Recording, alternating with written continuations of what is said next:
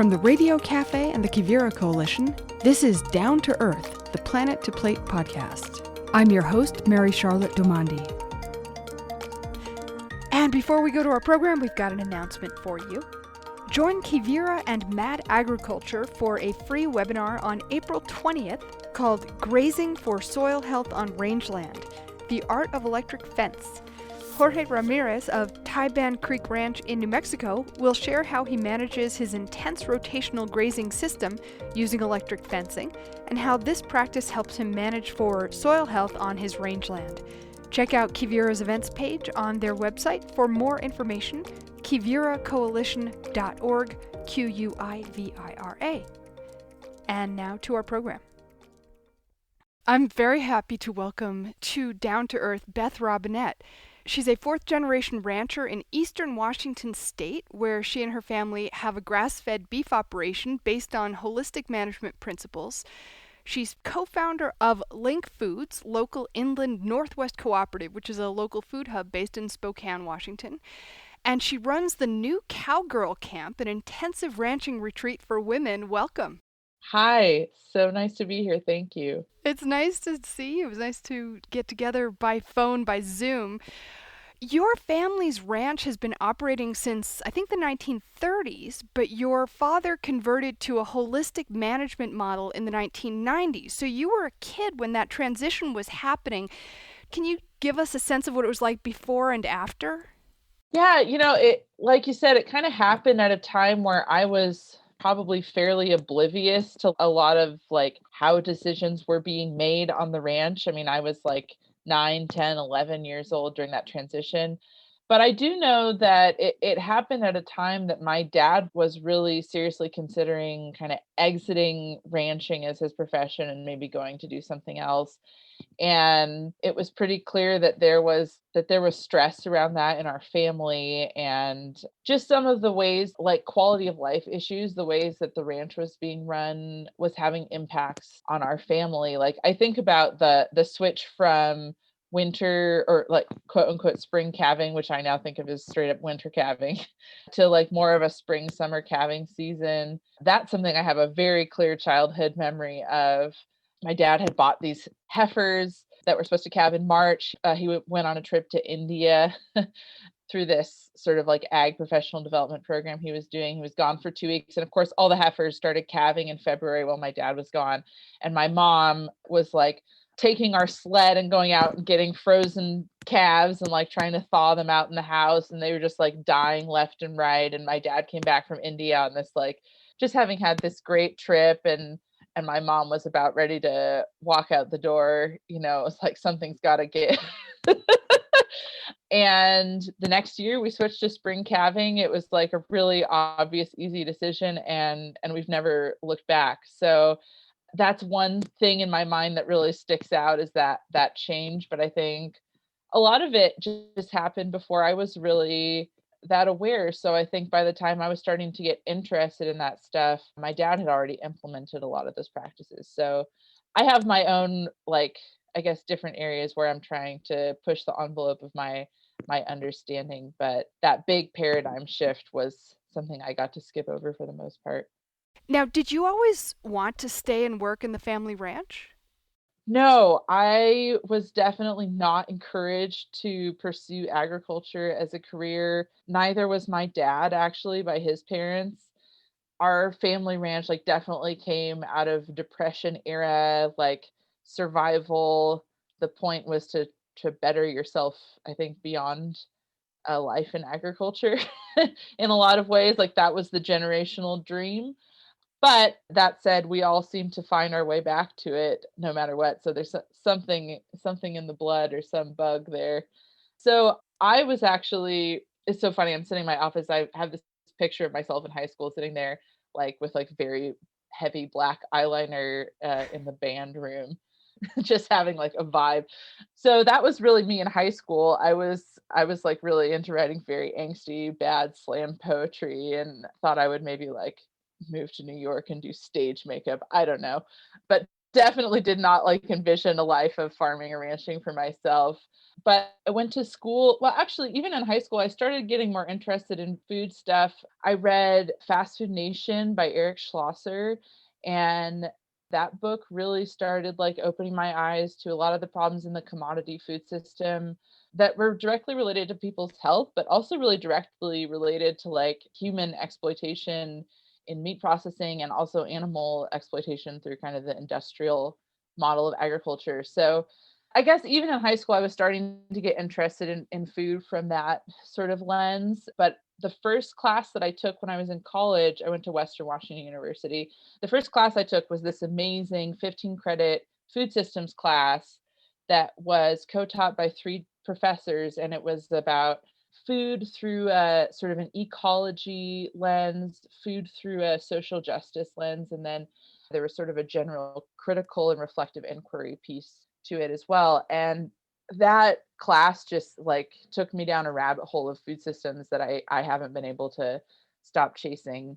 I'm so passionate about the intersection of all of these important things about life that all happen around food, which is how we treat animals, how we treat the planet, and how we treat our fellow human beings. So yeah, pretty soon after moving off the ranch, I became really sucked back into wanting to do something related to that. Ended up kind of getting interested in business and marketing by means of necessity. It was clear that if I wanted to come back to the ranch and like make a living at it, I would need to understand something about how to run a business. So also got really interested in direct marketing. So when I moved back home to the ranch, I really kind of started revving up our direct marketing program. And yeah, that's sort of the piece that I've brought to the table. Well, and you studied business, is that correct, through the kind of sustainability lens? Yeah. And I actually ended up going back to school and getting my MBA at this little, very sadly, the program does not exist anymore, but it was called Bainbridge Graduate Institute. And it was a sustainability focused MBA program that was like not just a sustainability certificate that you could add to an existing MBA program, but really every single class we took had a pretty deep, mostly environmental, but to some extent social justice kind of lens. And yeah, and I just have become really interested in how to use commerce for better or worse. I don't know, it's funny because I'm become pretty staunchly anti-capitalist, but we do exist in a context where we have to use enterprise to live. So might as well understand how to try to do that in a totally not soulless way, which is really what led me down the road to doing all this food systems work with Link Foods as well.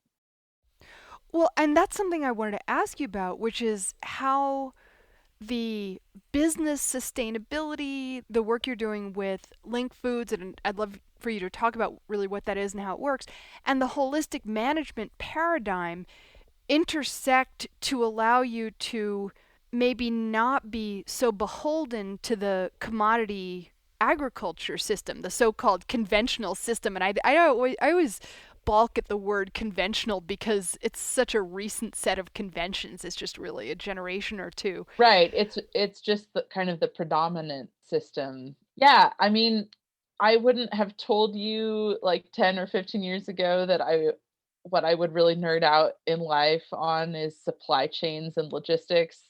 But when you look at like the levers of how our food system works, so much of it is influenced by those behind the scenes supply chain pieces. So when we got interested in Link Foods, it was really to answer the question, how can we get more local produce? There's lots of places in the world that maybe it's hard to have a totally self-sustaining community where maybe you need to import food from other places.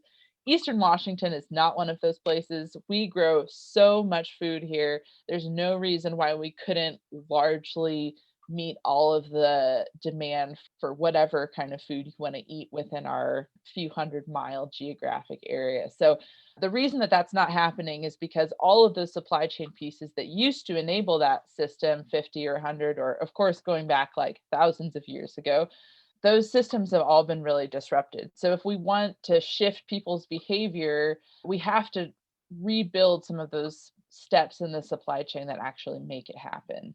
Otherwise, you're just preaching to people that go to the farmers market. And while I love farmers markets, and there's plenty of people that also do, there's also lots of people that don't, can't, won't shop that way for a lot of the food that they consume. And we have to look at how we get food outside of that venue if we really want to feed everybody the kind of food that I think everybody deserves to eat.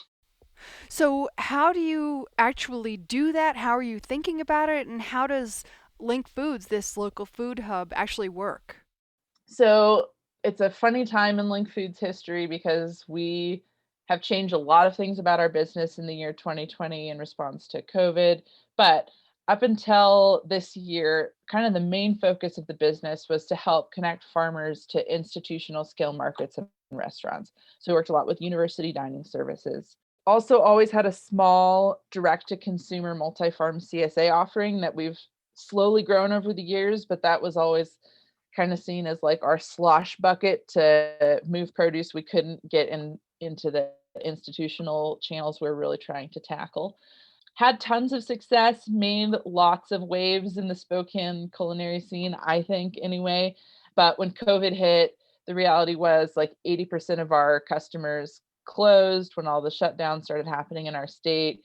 And we had to really like reevaluate what we were doing, had to kind of acknowledge that the wholesale business had not been profitable and we probably couldn't keep it moving forward.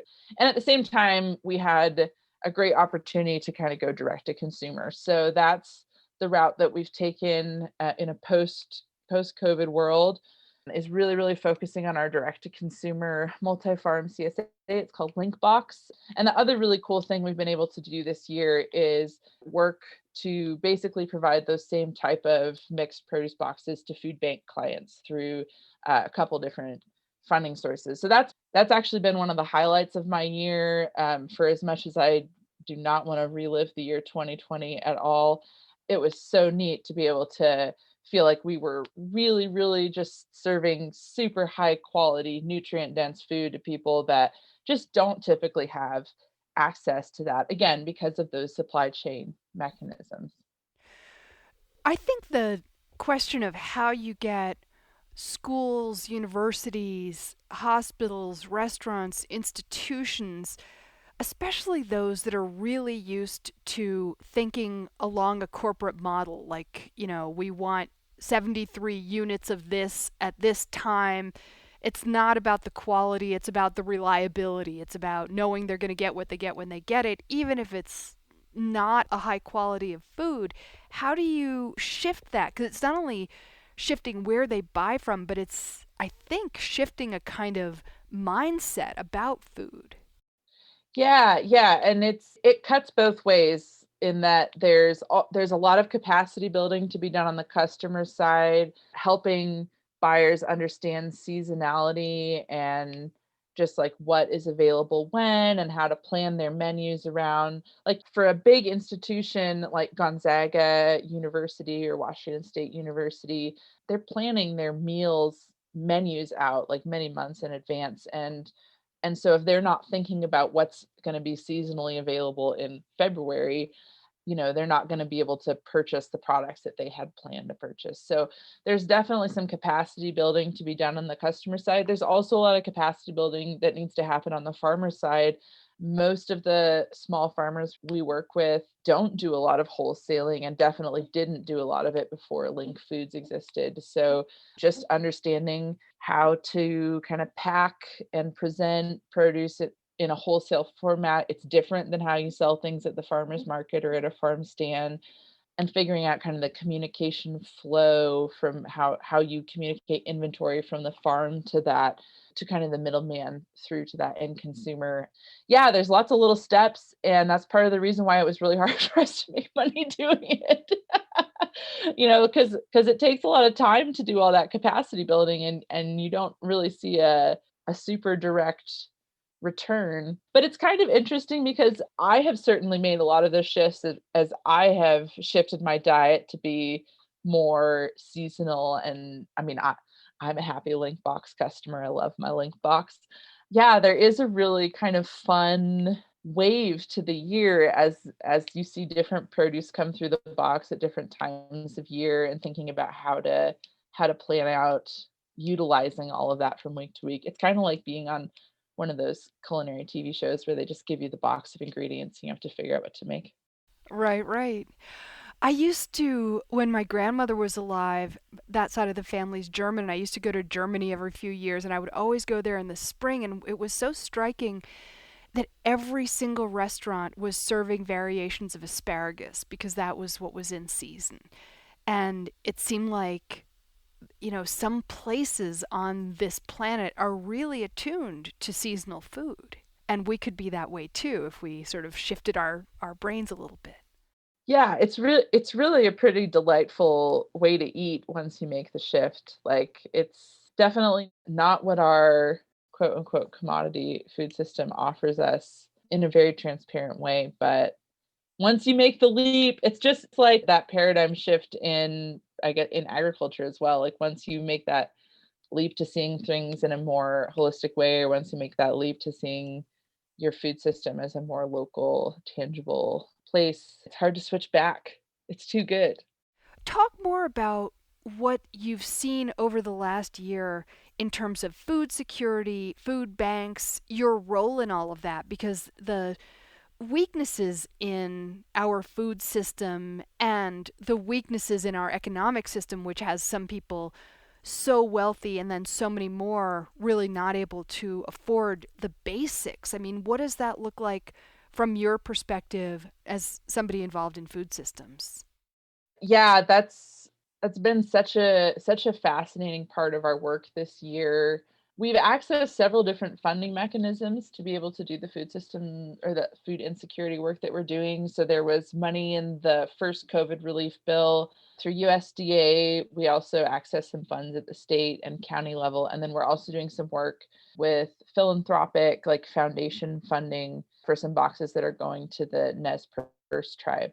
So we've found money through a bunch of different avenues to be able to finance the building the boxes. But it comes at a really critical time for food banks because we see both like a record high demand as more people are just out of work and experiencing food insecurity. At the same time, most food banks are volunteer staffed, especially once you get out into smaller rural areas. A lot of those volunteers are older folks, and a lot of those people are not volunteering because they're at high risk for complications from COVID. So you really see food banks have had this intense pincher increase in pressure as they have fewer volunteers available and more demand than ever. So we're able to kind of fill that space by building these boxes that already have a nice assortment of fruits and vegetables. And sometimes we customize the ingredients beyond that, depending on like what the client demand at the food bank partner we're working with is. But the idea is that they're boxes that are just ready to go to be passed out to the end client once they make it to the food bank. And that's been so cool to do because I think, one of the things that I really struggle with in the food movement is sort of the elitism of nourishing food, that you have to be of a certain income bracket to really be able to afford the nutrient dense kind of fruits and vegetables that we know are not only like delightful and delicious to eat, but are also really important to supporting human health. And my husband we're high school sweethearts, but he comes from a very different socioeconomic background than I do. Definitely experienced a lot of food insecurity as a kid. And just comparing like what I know about his experience of the kind of food that he got from the food bank and the kind of stuff that we're able to deliver to food bank clients right now, it's something that I'm super, super proud of. And I hope that there is more long-term investment in programs like this. And it's also really great for our farmers because when you talk about how to develop capacity in our farmers to really be able to present their product to a wholesale market, these type of food box programs are a great way to invest in helping small farms kind of scale up to that next level of production. So I hope that's a program that I know at the state level in Washington, they're working on securing permanent funding for that in the next state budget. So fingers crossed on that one. Do you get feedback from some of the people who get these boxes like, wow, this is delicious food? Yeah, we don't always hear back from the end clients, but we definitely hear back from our food bank partners and they're hearing back from our clients. So we kind of get things passed along. I know especially some of the boxes that we work with a lot of different partners as our funding has changed over the last year, but especially some of the smaller, more rural places that we were sending food to, especially like in the beginning of COVID when grocery stores were kind of having a run on them. And there's like a lot of older folks that are kind of not able to go elbow around at the Safeway, and the fruits and vegetables are kind of ransacked anyways. Like we were able to make sure that those people had access to fruits and vegetables and dairy. Like we're giving these lovely folks, grass-fed organic milk and just really wholesome, good food that's good for you. You run a 5-day retreat with another woman named Sandy Matheson, who is a rancher who does holistic management. She's a veterinarian. You also have this, lifelong background in ranching and agriculture. So, what is this Cowgirl Camp? What is it? What happens? Cowgirl Camp is, yeah, this sort of training that Sandy and I have developed over the last several years. And it was really born out of a whole combination of experiences.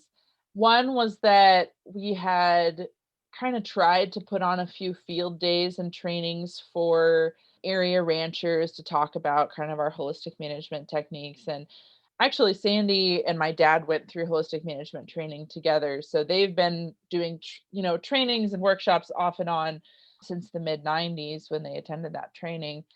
And I have to say, the fact that that cohort has stayed together in a supportive way all these years is really interesting. Yeah, it's a really cool group. My Roots of Resilience people, that's what our little nonprofit is called. Yeah, I've been able to attach myself as the token young person to that group. And I am just so honored to have all those people as my mentors and just a bunch of really wonderful, experienced people that I get to be around all the time. Anyway, so Sandy, I know her through being part of that group. And so we had done these trainings and field days and things, and really didn't feel like we were making much progress in terms of getting people to really change their practices, because usually people would kind of come and be like, oh, well, this is sort of interesting, but not ultimately make any changes in their own practices. So it's like, well, who are we doing these trainings for? Like, is this really just to make ourselves feel better about getting up on our soapbox about why we're so great? Are we actually trying to like shift the needle? At the same time, I felt like I kept meeting people that came from outside of an ag background that were really excited about doing this work, but didn't necessarily have a toehold to get started. And I certainly found it really intimidating myself getting started as a young lady in ranching. And I had all of the backing of like this multi-generational family place, but I still kind of just felt like pushed to the margins. Like I didn't really see how I fit in. And it was just really intimidating and uncomfortable. And I know Sandy has had experiences that are probably much more intense because she's about 30 years older than I am. So she was definitely combating with a whole nother level of very overt sexism. Sandy often tells a story of when she was in veterinary school. She's one of the first women to graduate from WSU's vet program. And people would tell her, like, why are you becoming a vet? Why don't you just marry a vet? Oh, And God. just like a serious question, like, why are you wasting your time doing this as a woman? So I've certainly never experienced anything like that. It's more of like just the irritating microaggressions, which I can deal with. Well, and also, as you mentioned when we first talked, the kind of dismissiveness, like you were there on the ranch and some people will treat you like you're not even there. That would drive me crazy, especially when I was like in my early 20s. I would have interactions where some other like local farmer or whatever would come by to talk to my dad. And it's like I would be standing right there and I wouldn't even be acknowledged, like no eye contact, no handshake, no hello, how are you doing? Like it was like as if I was just a piece of junk sitting over on the junk pile. Like I might as well not even been there. My dog would get more attention. Whereas if you'd been the son, if you'd been like a 23-year-old young man, it would have been different.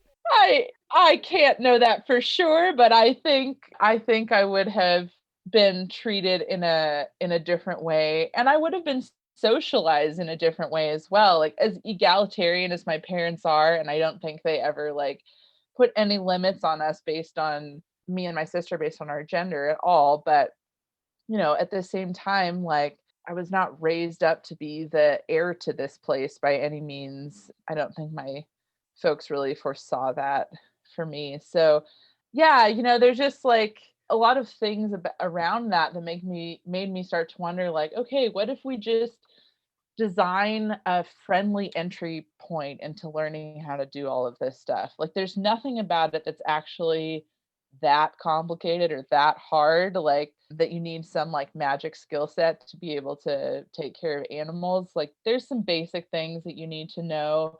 You don't need to have a lot of physical strength to do, as long as you're intelligent about how things are designed. There's a lot of Really?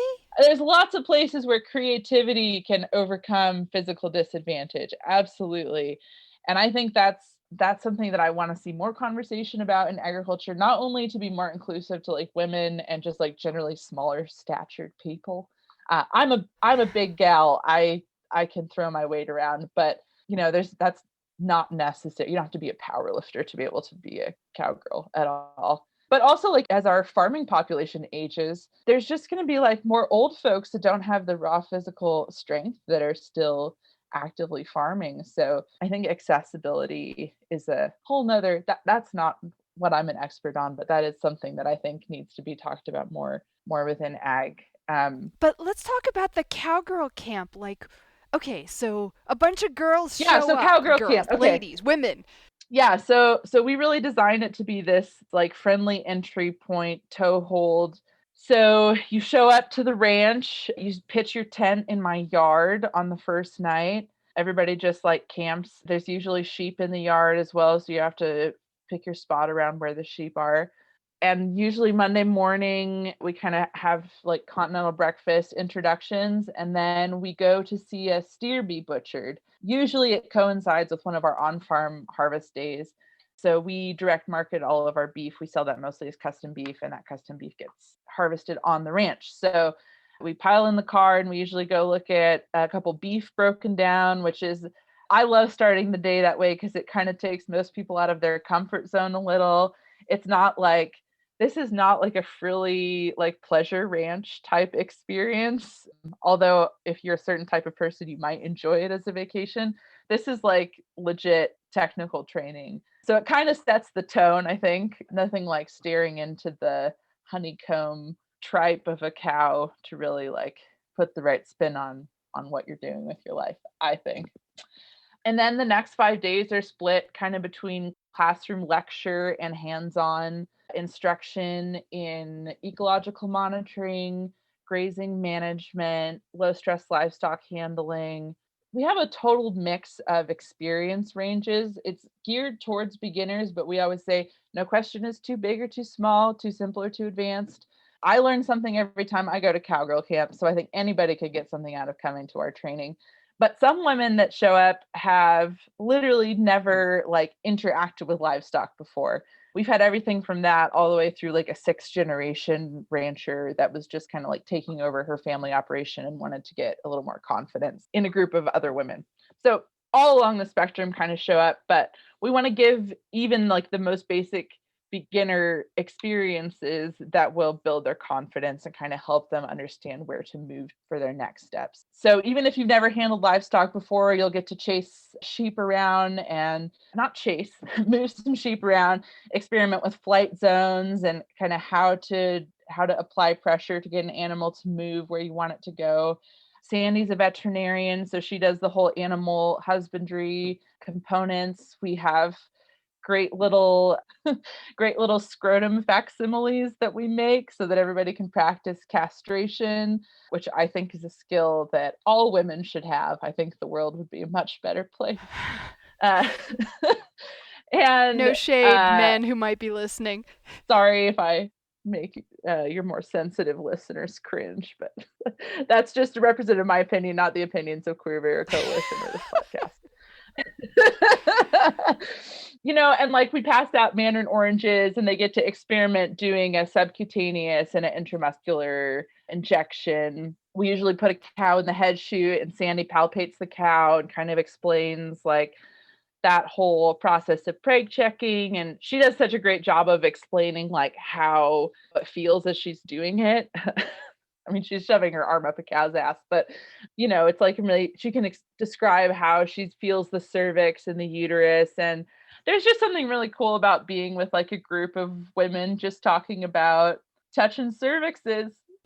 You just said shoving your arm up a cow's ass, and then you were talking about cervixes. Oh, well, okay. This is a perfect example of Cowgirl Camp 101 type instruction. So when you palpate a cow, you are putting your arm up the cow's ass, but you're feeling through the rectal wall. You're feeling through that wall to feel the cervix Okay. and the uterus. So when you're preg checking a cow, you don't want to actually stick your arm up the vag because that would threaten the pregnancy. But you can feel through the rectum. You can actually scoop your hand under and pick up that calf in the uterus and feel its size. And that's how you can tell how far along the cow is. I feel like I've already been to cowgirl camp. This is very graphic. Isn't it? It's so cool. I mean, yeah, it's not like I said, it's not a pleasure ranch experience. I will not take you on a trail ride, but you are going to learn about how to palpate a cow. So, all of this, I mean, there's so many things that are interesting about this. And one of them is the question of, I mean, the holistic management training that your dad did in the 90s produced a cohort of people who are now your mentors that he's still in touch with, you're still in touch with. Is that kind of thing happening, or do you hope for that kind of thing to go on over the years and over the decades to come, the women who were in cowgirl camp together? Oh yeah, I'm building an army of cowgirls. That's my goal. I'm building an army of cowgirls to save the world. I'm only partially joking about that. Like it really is. I mean, the coolest people come. Like I didn't set out to like start a cult or anything, but like the neatest people come, and I love connecting them together. And it's so interesting to see the different walks of life people come from. I mean, we had a woman who worked in PR. Like she has a really, I won't say who her clients are, but she has some like very big name companies that her clients for her PR firm. And she's sitting there at Cowgirl Camp, like giving someone else advice on how to pitch a book deal. I mean, just like the connections that happen are crazy. So yeah, and I'm a networker by nature. So I love weaving together groups of people like that. And I think it's so necessary to build communities like that because I think the business models around ranching need to get a lot more creative and a lot more inclusive. I mean, it's such a capital intensive business to get into that I don't think that a one or two person operation can really be that viable in a lot of ways unless you have a lot of money from something else. And of course, there are examples of people who can take like a small investment and make it work, but you still have to have access to something a little bit of scratch, right? So I've been getting really interested in applying the whole cooperative model from what I've learned through Link Foods and thinking about that as a way to organize a ranch. And a lot of that is inspired by the women that come to Cowgirl Camp as well. Because like a lot of us really want similar things, but are not going to be able to access a piece of property that is big enough to be like financially viable. So how could you start to like, I don't know, I'm still kind of jamming on this. I don't have like a cohesive plan, but how could you start to knit people together in a more cooperative model of management so that you don't have to be dumb luck born into the right family, like is how I ended up in ranching. I mean, I could never afford Right. to do what I was doing if I had to buy the land and the cattle outright. That's just the truth.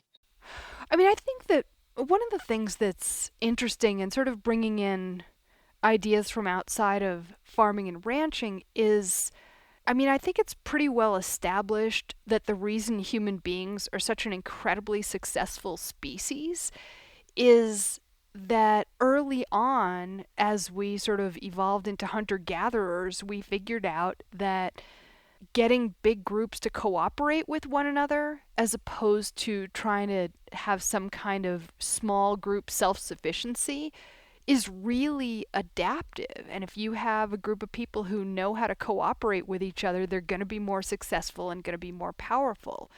But then when you get into areas like industry and farming and ranching, there's still this assumption that self-sufficiency is good and that we should all be self-sufficient. And I just find it really fascinating that there is a movement toward cooperative ownership, cooperative distribution, cooperation in all sorts of ways in agriculture. And I'd love to hear you talk more about that. Yeah, I mean, I think that like that can totally be traced back to my understanding of holism as well.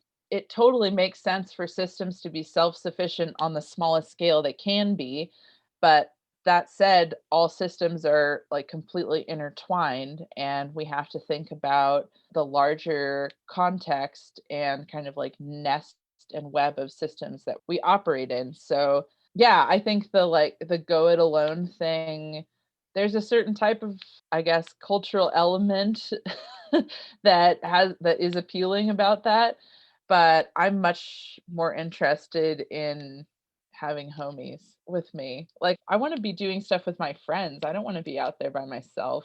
I mean, I love being alone, but I think that the thing that I learned from Link Foods was just the joy of building a really dynamic team and how good that feels when a team is functioning well together. And that's something that I think scared me away from approaching ranching as my vocation for a while, as I felt like I would have to do it the way that my dad had done it, which was essentially a one person operation, or with, I mean, his dad helped him out. My dad still helps me out. So, like, there's a little backup there. But I felt like, especially because my husband is not interested in ranching at all, like, he will help when I ask him to help. He's very delightful in that way. But it's not his jam. He would rather read a comic book than chase a cow. Or ride a horse, God forbid. And I was like, oh my God, I'm just never going to be able to do this by myself. This is going to be too much. And it just really doesn't have to be that way. Like, I think we can imagine a more fun future for ourselves than that. What would that look like in terms of addressing the fact that land is incredibly expensive right now in a way that it wasn't a generation or two ago? Man, that's a great question, and something that I wish I had a better answer to. But one of the other really fascinating lessons I learned from Link Foods was how to raise money to start a company. And we've been really lucky with Link to really find a lot of mission aligned investors. And actually, okay, this is to get a little technical and businessy, but the business formation of a cooperative actually allows you to sell a non-voting share of equity called a preferred stock option. So that's a vehicle that we've used to raise equity without taking away decision-making power from the owners. So Link is a worker and farmer-owned cooperative. The farmers that sell produce and the employees that move it around are the owners of the company. And we have a board of directors that are elected from the worker owners and farmer owners that are kind of our governance body. So in a traditional company, when you sell equity, you have to give away ownership shares in the company that dilute your decision-making power.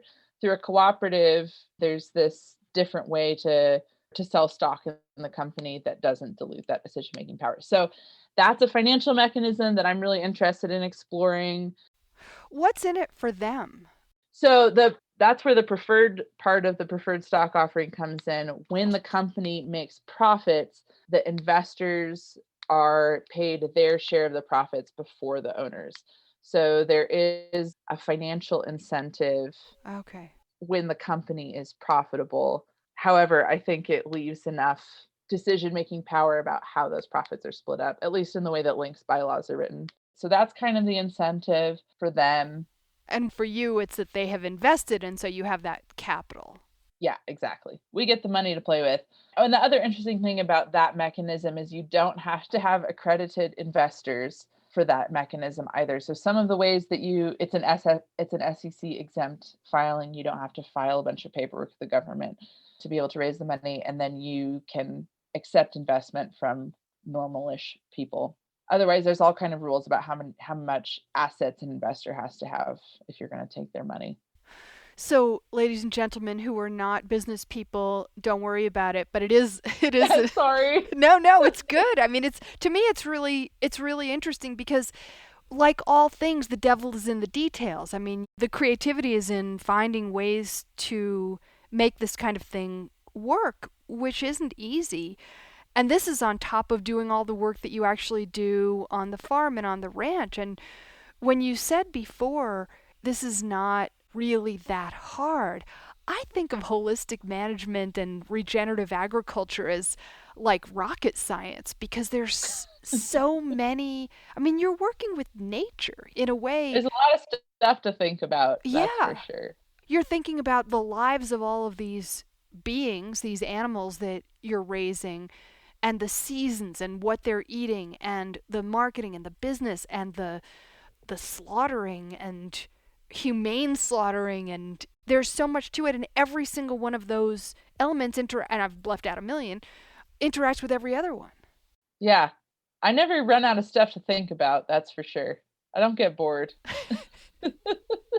But it's something anybody could learn to do, I guess. Anybody who is interested and passionate about it could learn it. It's not highly technical in that sense, although it does have infinite rabbit holes that you can nerd out on. So I think everybody who comes to this work brings their own weird nerd with them, their own little piece of it that they like to get into. So if anybody wants to find out more about it, newcowgirlcamp.com. And we also do a new rancher camp that is open to all genders. So fellas, we hear you. You want to come to Cowgirl Camp. So we made one that was open for everybody. Excellent. But newcowgirlcamp.com, and if any males would like to participate, they can go to that same site? Yeah. It'll all redirect to the Roots of Resilience website. Excellent. Anything else you want to let people know about before we go? I will just say we also have scholarships for New Cowgirl Camp and New Rancher Camp. So we don't want financial limitations to be a barrier to anyone attending. And you can follow me on Instagram. That's where I'm most active, at Lazy R Ranch. At Lazy R Ranch. Beth Robinette is a fourth-generation rancher in eastern Washington state and is co-founder of Link Foods, runs the New Cowgirl Camp, so much more. I just look forward to keeping in touch with you and seeing how all this work goes forward. It really does seem to be at the cutting edge of ranching and really women in ranching. Yeah, thanks. We'll have to have you out to Cowgirl Camp sometime. Oh my God. I'm not going to be a rancher, ladies and gentlemen. It's not going to happen, but I certainly would love to have that experience if it didn't displace somebody else. No. I think everybody on earth should come to Cowgirl Camp. I think it's the best thing ever. Beth Robinette, thank you so much for being with us. Oh, thank you. And another quick announcement before we go. Programs like Beth's New Cowgirl Camp can be a great precursor to joining an apprenticeship program. The growing season may just be starting, but it's not too early to think about next year. Apprenticeship is a great alternative to traditional learning and provides hands-on skills. The new agrarian program offered through the Quivira Coalition is an 8-month immersive educational program that places people on working farms and ranches that incorporate regenerative principles onto large landscape operations. Think about an agricultural apprenticeship for 2022 and visit the website for more information and to join Quivira's newsletter. QuiviraCoalition.org, New Agrarian, and as always, QUIVIRA, Coalition.org. This program is produced in collaboration with the Quivira Coalition, a non-for-profit educational organization and community network of ranchers, farmers, conservationists, scientists, educators, and many others dedicated to the resilience of arid working lands. Their work aims to shift current practices of agriculture and land stewardship to those that produce good food, support meaningful livelihoods in rural places, sustain biodiversity, and remedy the impacts of climate change. To learn more about Quivira and how you can support their work, visit QuiviraCoalition.org, QUIVIRA, coalition.org. You've been listening to Down to Earth, a production of the Quivira Coalition and the Radio Cafe. I'm your host, Mary Charlotte Domandi. If you like this program, please share it with your network. And we'd love your feedback. Go to downtoearth.media, where you can contact us and you can sign up for the mailing list. You can also like us on Facebook and follow us on Twitter. We're producing this show bi-weekly and would love your comments and ideas, so once again, downtoearth.media, and check out the Quivira Coalition, quiviracoalition.org, that's Quivira. Thanks for listening, and we'll see you next time.